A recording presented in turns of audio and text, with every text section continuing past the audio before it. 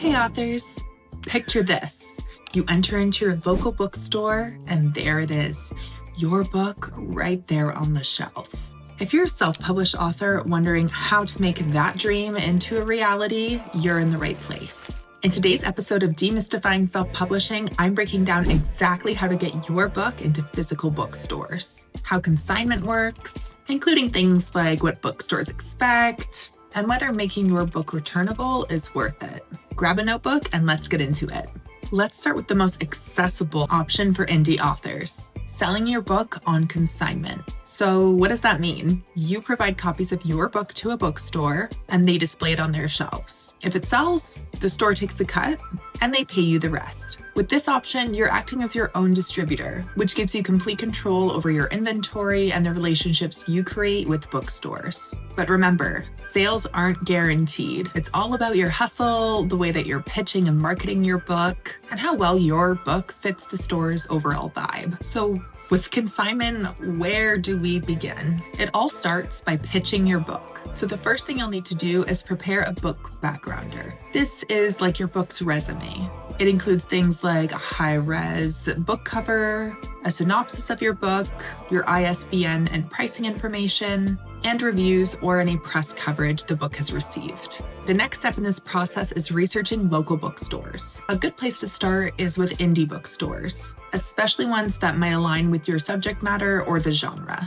Tools like Book Manager or just plain old Google are a great place to start. Of course, the next step in the process is to order author copies. Make sure you've got inventory. Usually, bookstores want 5 or 6 copies to get started. Next up, contact the store that you're interested in. Find out who handles consignment and get them a call or shoot them an email. Be polite, concise, and professional, and attach your book backgrounder as well. If you don't hear back, it's totally okay to follow up. And don't forget to include things like highlighting if you're a local author, offering a digital review copy, and making note of any awards your book might have won. Once you've come to an agreement, it's time to deliver the goods. Go to the bookstore, sign your consignment agreement, deliver the books, and confirm the terms, especially things like payment schedule and the duration of your relationship. Remember that you only get paid for what sells. So stay in touch and pick up unsold stock if needed, or replenish their stock if your book is doing really well.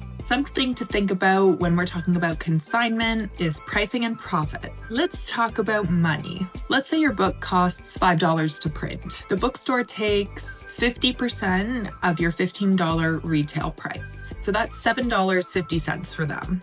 After printing, that leaves you with around $2.50 per book. That might seem like a bit of a slim margin, so be sure to price wisely, enough to cover your costs and still earn something at the end of the day. And if your book is selling well, maybe bump up that print run for a better unit price. Of course, if you want the book at the store to sell, people need to know what's available there. Use your social media and network to let readers know where they can find your book in person. Host local signings and readings, or even a launch party. The more active you are, the more likely the bookstore is to continue stocking your book. And truthfully, being involved in your community is rewarding in itself. So what about returnable books?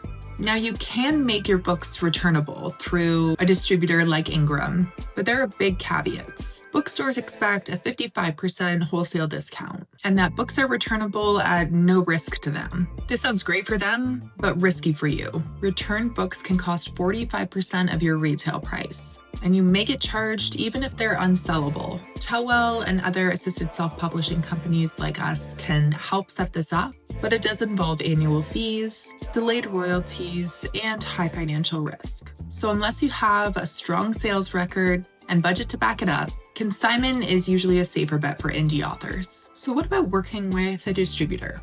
Working with a national distributor can help if your book has mass appeal, but distributors are picky and pricey. Most require a professional marketing plan, large upfront print runs, and a polished, highly marketable product.